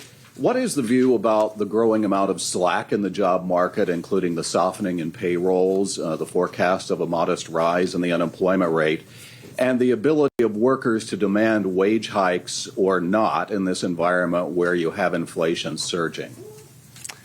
You don't really see unemployment going up. You don't see increased slack, really. I mean, at the margin, remember, you're at 4.2% unemployment. That was, for many years, that was a extremely low level. It happens to have come up off of an even lower level as we came out of the pandemic. We were as low as 3.4%, but 4.2% is probably at the low end of estimates of the longer run, sustainable level of natural rate of unemployment. So I guess I wouldn't agree with that. And also, in terms of wages, you know, real wages after inflation have been moving up sort of more than was consistent with 2% inflation. They're still moving up at a healthy clip, and I think much more consistent with 2% inflation given a reasonable assessment of trend productivity. So it's a pretty good labor market. You're right that the level of job creation has come down, but so has the supply of workers, the change in the supply, the new supply. So you've seen the unemployment rate remain pretty stable at 4.2. It's been as high as 4.3, but those are good numbers. So it's a pretty good labor market. There's a more concerning thing is there are not a lot of layoffs, but there are not a lot of job creation. The number, if you're out of work, it's hard to find a job, but very few people are being laid off at this point. So that's an equilibrium we watch very, very carefully, because if there were to be significant layoffs and the job finding rate were to remain this low, you would have an increase in unemployment fairly quickly. But that hasn't happened. It really hasn't happened. the U.S. economy has defied all kinds of forecasts for it to weaken, really over the last 3 years. And it's been remarkable to see just again and again when people think it's going to weaken. Now, eventually it will, but we don't see signs of that now. Go to Jean for the last question. Hi, Chair Powell. Jean Young with MNI Market News. There's been a lot of talk about cuts. I wanted to ask you, why do you think there are no forecasts for rates to rise or even to stay where they are next year, given that the projection for inflation is to rise to 3%, and there's a lot of there's some skepticism over whether those price hikes will be a one-time event? So there are a number of people on the committee who wrote down no cuts this year, but some cuts next year. So, I think, people are writing down their most likely path, right? They're not saying there's zero possibility of other things. Really, it's think of it as the least unlikely path in a situation like this where uncertainty is very high. I think, again, people write down their rate paths, and they do not have like a really high conviction that this is exactly what's going to happen over the next 2 years. No one feels that way about their rate path. They feel like, what am I going to write down? I mean, what would you write down? It's not easy to do that with confidence. So I would just say it that way. We don't rule things in or out. Certainly a hike is not the base case at all. It's not something people are writing down. But in the meantime, we do the best we can with these forecasts, and I think they're representative of the different forecasts and different reaction functions that people on the committee have. So thank you very much. Thanks.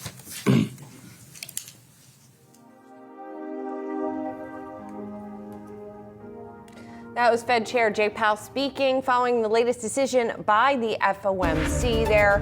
And, a couple of things stand out from his commentary. First of all, his confidence that the economic data as it stands is pretty darn good.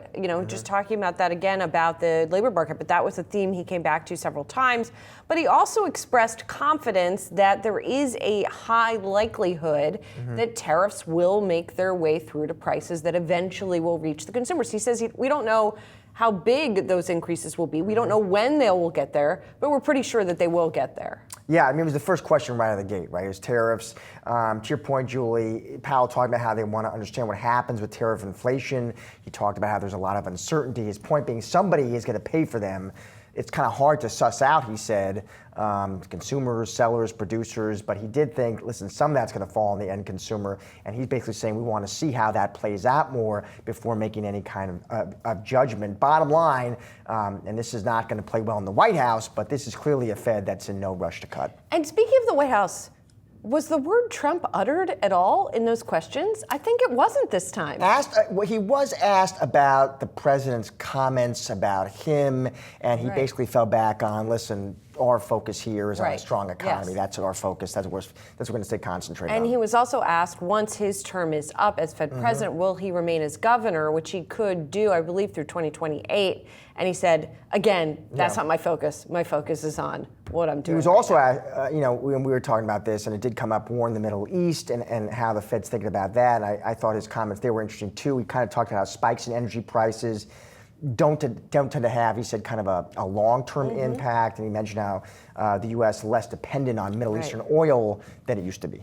Yeah, interesting stuff all around. Let's talk about what's going on in the markets now. Jared Blickery standing by with some of the moves following the Fed's latest decision and Jay Powell's commentary. And we've seen kind of a turn in the markets. Yes, and to be fair, a fairly muted reaction. And I'm going to show you the intraday. This is the S&P 500 up 11 points or about 18 basis points. Pretty small amount there.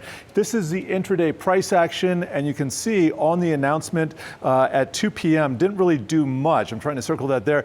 Then we took a little bit of a dip later in the press conference, dipped into red territory and then climbed back into the green. But we weren't even up about 0.5% earlier on the day. So these are just kind of smallish movements. I'll show you the Dow as well. Pretty similar story. Did get a little red there just off of the lows there, 42,250. And here's the Russell 2000 to show the small cap reaction. That has been up more all day. It's been kind of leading there. You can see it is still holding on to about 0.6%. And we got to check out the bond market, let's go to the 10-year T-note yield.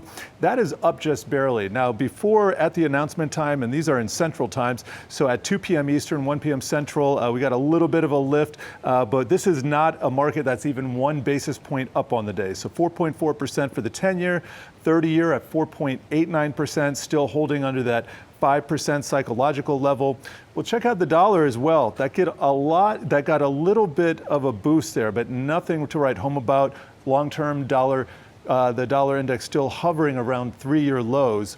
And I'd like to check out gold for a second. We saw a little bit of a dip there. If I show you the year to date, you're going to see not too much of a reaction there. And I'll leave you on the sector action where we're seeing energy in the red and materials, but for the most part, a lot of green, real estate, utilities leading. So maybe a little bit of a defensive setup right there. Julie? Yeah, maybe so. Jared, there's just something I was thinking about. I don't know if you have a view on this, but it's a bit unusual that, sometimes we have feed through on a second day from a Fed meeting and commentary, right? People have a little time to think about it. You have think pieces out. Stocks maybe react in a different way.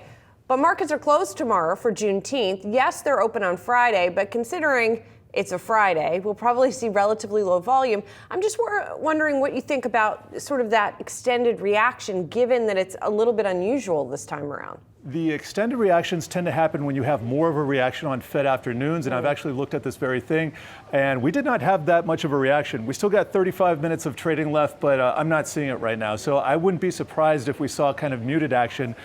Friday, by the way, is options expiration, so we're actually going to see elevated volume there.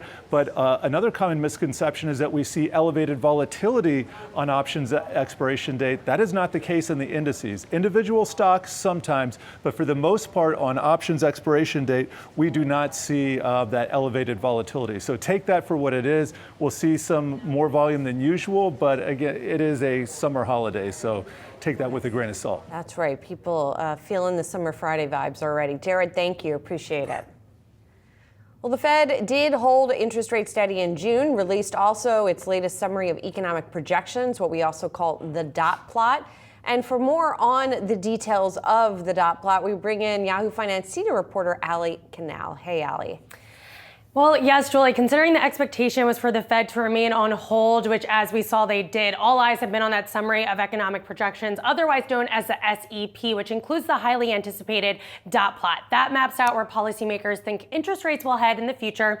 And for the month of March, similar to what we saw for June, the Fed is still pricing in 2 rate cuts, but there were a few notable changes, including a more stagflationary picture. But let's start first with the dot plot. So these are the latest projections for June. As you can see, each dot represents a specific FOMC member. There's more dispersion the further you get along in the future there, but we did see some dispersion for June. So I want to start there. If we zoom in on June, you'll see the majority of officials there, 8 officials, anticipate 2 interest rate cuts this year. But what I thought was interesting is that 7 anticipate us to stay on hold and just 2 anticipate 1 cut. If we take a look and compare that directly to March, you'll actually see that it's a bit different there. There seems to be growing divergence among those FOMC members. Jerome Powell was directly asked about this during the post-decision press conference. Here's a bit more of what he had to say. As we see more data, we're going to learn more about where inflation is headed, and that means when it is time to look at resuming our normalization process, the differences you see should be smaller because we'll have seen actual data. Right now, it's just a forecast in a very foggy time. Forecast in a very foggy time. That seems to encapsulate the moment that we're in right now. But I want to switch gears and look at the inflation picture because this was revised higher. Core PCE inflation now projected at 3.1% in 2025. And if you look out over the long term, 2027, 2.1%. The Fed's target is 2%. So currently, FOMC officials don't expect us to reach that Fed target by 2027. And that is higher than what we saw in March. On a similar vein, let's take a look at GDP growth projections. That was lowered this time around. 1.4% expected for 2025. And then we will eventually reach that 1.8% that was projected in March by 2027 and remain at that level through the long term. But GDP growth, if that's expected to slow, you'll usually see that trickle through into the labor market and the unemployment rate. And to that point, we've seen the unemployment rate slightly tick higher, 4.5% in 2025. We will eventually reach 4.2%. This is the current level of unemployment that we're at right now by the longer term picture here. But for the time being, it looks like the Fed thinks we're going to be in this stagflationary environment where inflation is higher, growth is lower. At the same time, we have a lot of unknowns with the tariff picture, along with some policy workings in DC. Trump's tax bill, for example, is making its way through Congress right now. So that's another potential risk here. So very interesting to see some of the stagflation pictures baked into these forecasts. And again, going back to that dispersion that we saw for these June SEP numbers, Julie. All right, I'll take it. Thank you, Allie. Let's bring in our panel here to break down the latest. Veronica Clark, city economist, as well as Kevin Gordon, Charles Schwab director, senior investment strategist. Welcome back to you both. Veronica, I'll start with you as the economist. You were listening at Jay Powell presser. Yes. What were your big takeaways? What were the headlines? It was a pretty as expected one. I think the message of this one was going to be that we're still in this wait and see mode. Obviously, a lot of reporters tried a lot of different ways to get some more clarity on when the Fed might have more clarity on when they're going to be cutting. I think the closest we got to that was it seems like they're going to be holding out through the summer. It's just going to take a couple months at least to have that clarity that they need to cut again. I think they will have that by September, though. Yeah, I mean, I was struck also by Powell being pretty confident that we are going to see the tariff effect at some point. Yeah, the certainty that we're going to see it, even if we don't know exactly what it's going to look like. I mean, I agree with him in that someone has to pay the tariffs. It could be the exporter, it could be the importer, the business, the consumer in the end. And it is too soon to see where that really ends up. There's a lot of focus right now from the Fed, of course, on it's too soon to see it in the inflation data. And I agree. I think we will, by the end of the summer, see more in the inflation data.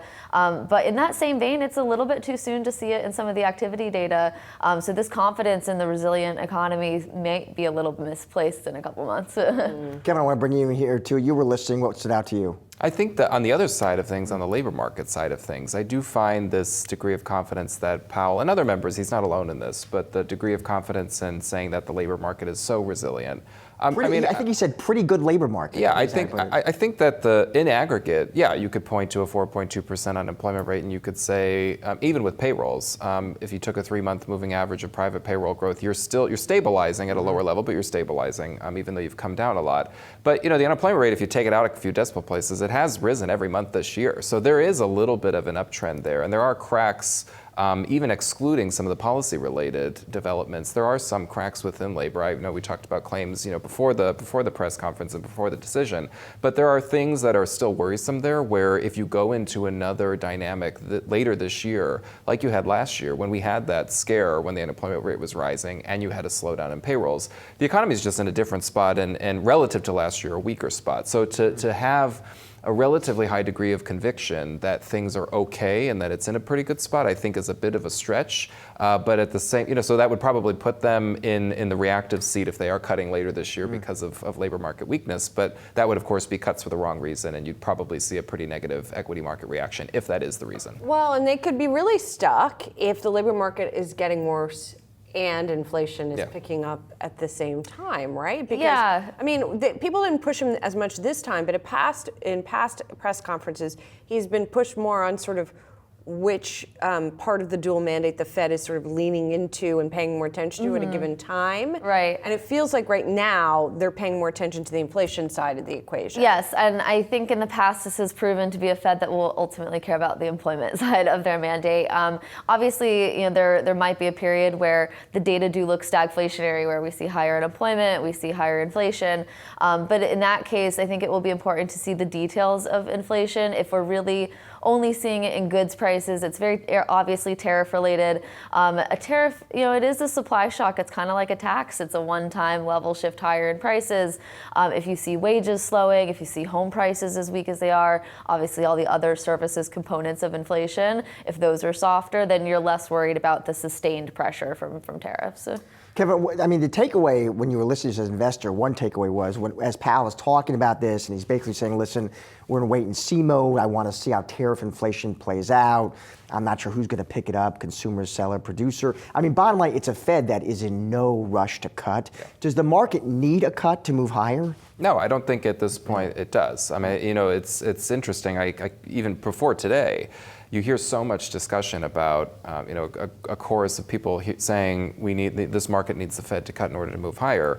And I would just point to the 20% increase from the April 8th lows. You know, what was driving that? I mean, a lot of that was, arguably all of that was policy-driven weakness heading into that. And then coming out of that, it was a reversal of a lot of that aggressive policymaking. Had nothing to do with interest rates. So I think for the broader equity markets perspective, you know, it's not necessarily an interest rate problem that plagues the economy. So it's not necessarily an interest rate solution that's going to solve everything, especially for the stock market. And to the point about the Fed cutting presumably because of labor weakness and having to react to that, that is a negative situation for equities. So I think you could still do well and sort of grind higher, but I don't think that for the stock market for the second half of the year at least, I'm not so sure that monetary policy is in the driver's seat. I think it is purely tariff policy. And Powell himself, you know, really isolated that as the issue. Basically said and admitted that if it were not for tariffs, they would be cutting at this point, and they would be on track to resume some sort of normalization process. It's just that tariffs themselves, exclusive of immigration policy, tariffs themselves put that whole process on ice for right now.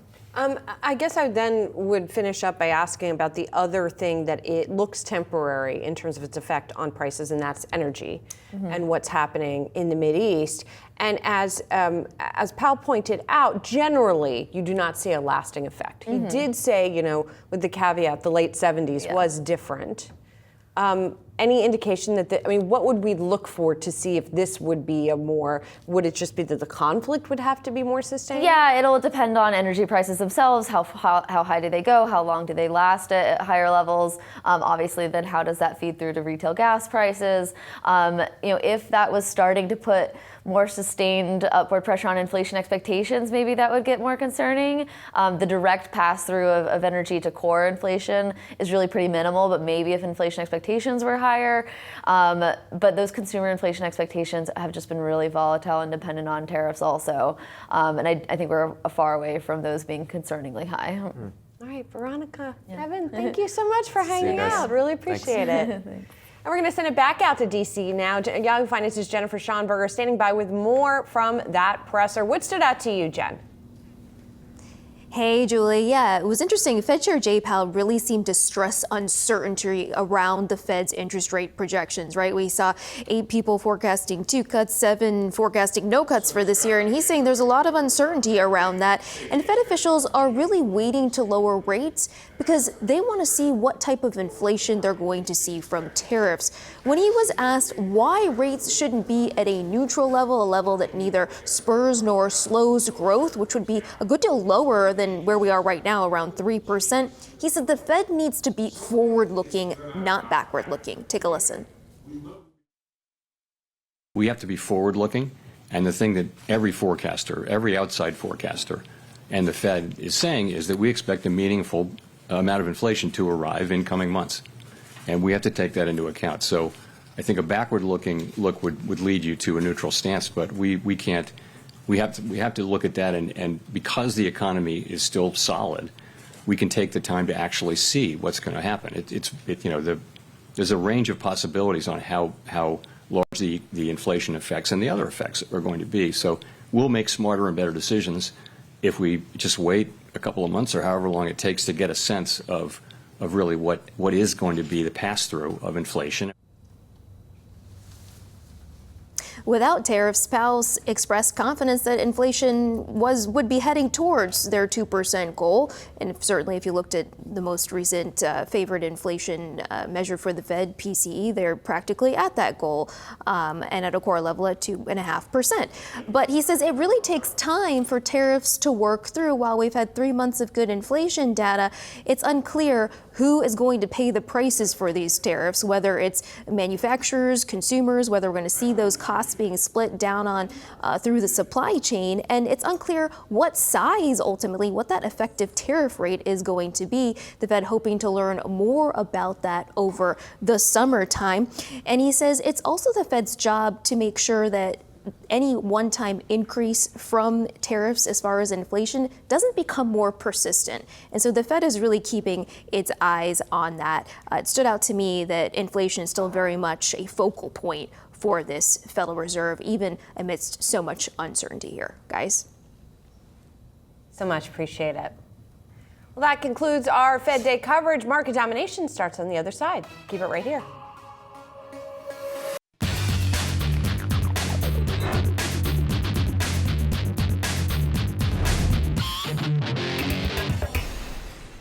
Welcome back. It's time for Market Domination. Let's take a look at where the markets are now that we have had the Fed's dot plot, lack of interest rate change, and of course the presser at which we heard Jay Powell still say, yes, he thinks that tariffs are going to make their way through to inflation eventually. So we did have some volatility, as we tend to have after the decision and during the presser. And then we had a little bit of a tick down here in stocks and then a sideways move. So right now, it looks like we're getting close to no change. But when all is said and done, we have just over 15 minutes left in the trading day, and the Dow's down by 11 points. The S&P 500 is up about 1/10%.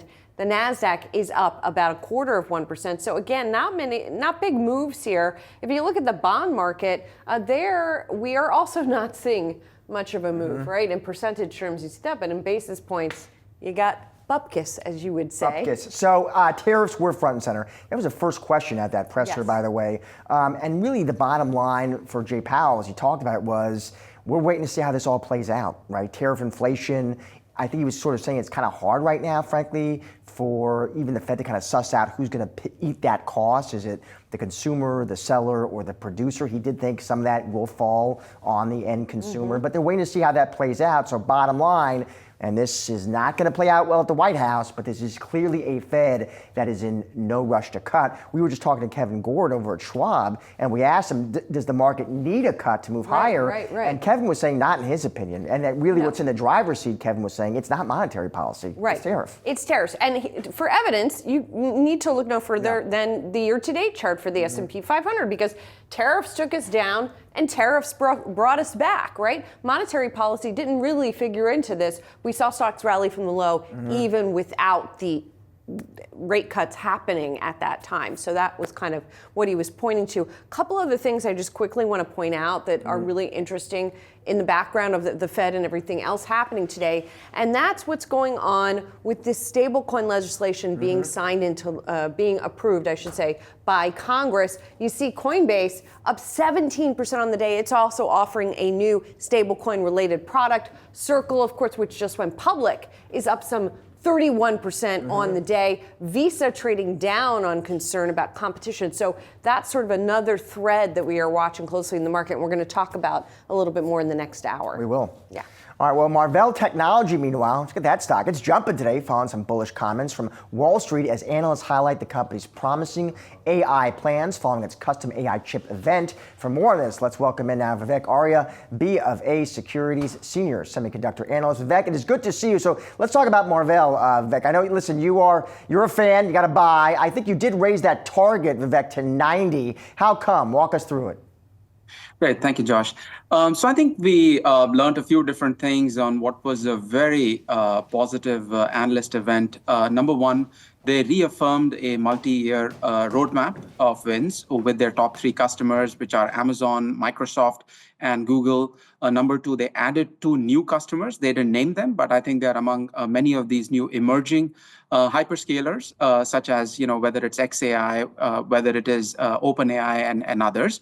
And then they added a lot of other adjacent products. So now they have essentially 15 shots at goal over the next few years. They raised the total market forecast by 26%. And when we put it all in the blender, if we just take their growth objectives, the company is on pace to get to $8 in earnings by 2028, which is 60% above where the consensus is. So I know a lot of things have to go right, but the big picture view is that the spending environment in AI is exceptionally strong right now. which is very good for the bigger vendors, which is NVIDIA and Broadcom. But I think because the environment is so strong, it is providing opportunities for the next set of vendors also, which is AMD and Marvell. And I think Marvell is really due for a catch-up after lagging its peer group earlier this year and trading at the cheapest multiple among the group right now. We know, for example, a company like NVIDIA now is really indexed towards AI. How should we think about Marvell in terms of its AI exposure versus the rest of the business, and how that proportion is going to be changing over the course of this year and next year? Sure. So, Julie, if you look at every $100 that is being spent on AI, about $80 or so is being spent on the core computing part of the cluster. And then another $15 is being spent on the networking part of the cluster. The networking market is quite fragmented, and Marvell is a very important player. In fact, their products are featured in a lot of NVIDIA installations, where NVIDIA is the main computing player. But then when you double click on the computing part, that $80 of the pie, the majority of it is these off-the-shelf or merchant accelerators, and the NVIDIA GPU is a very good example of that. But then many customers are also very keen to have their custom products, right? That's the ASIC market. We think that's about 15 to 20% of the overall accelerator market, and Broadcom and Marvell. So the point here is that when I take a step back, Marvell is a small but a very high growth player in this market. They are very strong on the networking and optics side, and they have these increasing shots at goal on the compute side. And when you put it all together, there is a company that can grow its top line 20-25% for an extended period of time, just because there is so many opportunities that they have in both compute and networking. You look at the stock, Vivek, though, it's down about nearly 35% this year. What explains that? What's worrying investors, and how do you address those concerns? Sure, Josh. I think what happened is that at the start of every year, there is always a concern among investors as to, okay, this year is fine. What's going to happen the year after or year after? And at the start of the year, we saw a lot of those concerns about AI spending in general. We saw NVIDIA suffered a lot from that. But then what did we see? Every hyperscaler has maintained or raised their capex, right, including Oracle, who had their earnings report just a few days ago. And we are starting to see all these emerging hyperscalers, right, XAI, right, OpenAI. I mean, some of the best AI chatbots are by companies who are not even public companies, right? So that spending environment is growing. And then third, look at all these new sovereign projects that are being signed in the Middle East and in other places, because every country wants to be self-sufficient in AI infrastructure. So spending environment, I think, is getting stronger every week. Now, what specifically hurt Marvell was a concern that they would face more competition among their existing customers, which are Amazon and Microsoft. But I think with this analyst day, what Marvell is showing, and they actually had testimonials from those customers saying that these are multi-year engagements, and that the IP that Marvell brings to the table, it's very hard for some of their lower-end competitors in Taiwan to duplicate. So we think there is a lot more sustainability to these relationships, and that's what I think the stock is reflecting today. Vivek, I do want to ask about NVIDIA as well, because we're seeing that stock recover to such an extent that now it's within spitting distance of its record high once again. Do you think it surpasses it? And what are sort of the catalysts you're looking for at this point for an NVIDIA to get there? Sure. We have a $180 price target, so we definitely see upside to the stock.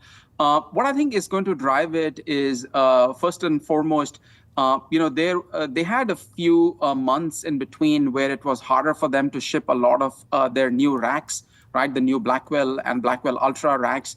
Now I think that logjam has been cleared up, so they are shipping them with very high intensity. Number two, I think people were concerned about what happens with restrictions in China, and now China is basically out of their model, right? In fact, if I look at the entire semiconductor industry, right, the names that we cover, NVIDIA has the lowest exposure to China right now, and is still able to put up, growth rates that are in excess of 40 to 50%. So I think as people start to realize that these concerns about the spending environment, about China restrictions are in the rear view mirror, I think there will be a lot more interest in going after this name. Because if you take a step back, look across the S&P 500, right? It's trading at 2 times earnings growth. If you look at the so-called Max 6 or Max 7 outside of NVIDIA, they are trading at 2.5 to 3 times earnings growth. And you have NVIDIA stock that is trading less than 1 times earnings growth. So we think it is, it is really a value stock at these levels, given the kind of growth opportunity, the kind of earnings leverage that they have in their model. And then finally, this opportunity is not just limited to what we see today, which is AI. In another few years, we will start to talk more about edge AI, about robotics, about autonomous cars, and the company's technology is very leverageable into a lot of these new markets as well. Vivek, finally, what about Micron earnings on deck? Your thoughts on that name? Sure. Micron, we have been more neutral on. I think that the issue that we see with Micron is that, yes, there is a very strong growth on the high bandwidth memory side. It's a key ingredient of a lot of these new AI projects. The challenge is that it's in a very competitive market, right? When two of its competitors are based in Asia, right? One of its competitor, Hynix, is the leader in high bandwidth memory. The other competitor, Samsung, right, can get on the high bandwidth memory train sometime next year. So we think this stays a competitive market. And when we look at the gross margins for Micron, even though their sales are at a record level, gross margins are still quite weak. And until we see that gross margin recovery, that strong sales growth and that high bandwidth memory might not translate as much into earnings leverage. So I think that's what we are really waiting to see, whether this top line growth can actually be accompanied by a lot more earnings leverage. And we have not seen that yet. Vivek, thank you so much for joining us on all of these chip makers. Really appreciate it. Thank you for having me. Well, Microsoft is reportedly planning to cut thousands of jobs as part of the company's latest move to trim its workforce. Yahoo Finance's Dan Howley here with more on the story. So what are these cuts all about? And they come on the heels of cuts that the company's already been doing, right? Yeah, thousands of jobs, this is according to a Bloomberg report, are kind of up in the air at this point. Microsoft could start to announce the layoffs at the end of its fiscal year, which is coming up. And yeah, this comes after they laid off thousands of workers earlier in May. So it's kind of a recurring thing for Microsoft at this point, where they continue to lay off workers every few months. They say that it's part of their kind of right sizing, I guess is the corporate parlance, or a means of making sure that they can be as dynamic as possible. It really, I think, comes down to making sure that they have the people that they want in the right places at the biggest positions of the company, which are at this point AI and cloud. And so, don't forget they're also spending billions of dollars on their infrastructure build out on the cloud. So I think that's where a lot of this is coming from. But Microsoft isn't the only company that has gone through this, where they've laid off workers as a result of, as they see, inefficiencies or things along those lines. Google had big layoffs, Meta had big layoffs, and so it seems to be this kind of continuation of those layoffs going forward. Dan, and while you're here, I want your take on another tech headline. What did you make of Sam Altman saying Meta was offering OpenAI staff, I read this twice because I thought I misread this, was $100 million bonuses? Look, man, I would lie and be like, yeah, I work there. I know, Sam. Yeah, I mean, this is basically just, their way of trying to catch up, right? They're disappointed with the way that Llama 4 hasn't really lived up to their own expectations. They've had to push that release back. They have Scale AI now, or they put in $14.3 billion to get Scale AI. This is a race to see who can get the most talent, the best talent, and beat the kind of behemoth that is OpenAI still at this point, right? Not to say that other companies aren't doing the same thing, or trying to poach people. $100 million is pretty rich. But I do. Well, and I don't know that we need to take him literally about 100. He was saying this in a podcast, right? Even if it's $1 million, even if it's $5 million, like the point I'm still taking it. The point is that the war for AI talent has become. And the irony, of course, is that AI is going to replace a lot of jobs, but at the same time that it's creating this huge war for talent. I mean, then on the flip side, you got the FT now reporting that Microsoft is talking about halting talks with OpenAI if they can't come together on issues. Now, maybe they're just putting that out there in order to put pressure on OpenAI. But again, it speaks to this sort of competitiveness around all of these issues, right? Yeah, and look, this report comes out after a prior Wall Street Journal report saying that Microsoft or OpenAI was willing to go the antitrust route and make an antitrust complaint about Microsoft. So this is a back and forth, no love lost between the two at the moment. We reached out to Microsoft and OpenAI, and we got a statement from Microsoft saying, basically everything's hunky dory. They're working together, and they like their relationship. But this idea that Microsoft would be prepared to walk away, I mean, that's just the talks right now, not away from OpenAI. If they do walk away and they can't agree on anything with OpenAI as far as the restructuring goes, then OpenAI could lose out on $20 billion in funding from SoftBank. That's a big hit. And so, this is kind of a tightrope that both companies are walking at this point. Yeah. All right. Dan Howley, thank you, sir. $100 million man. There you go. 20 billion is more than 100 million. I'll take the 20 billion then. All right. While we are wrapping up today's Market Domination, don't go anywhere. We've got you covered with all the action following the closing bell. Stay tuned for Market Domination Overtime.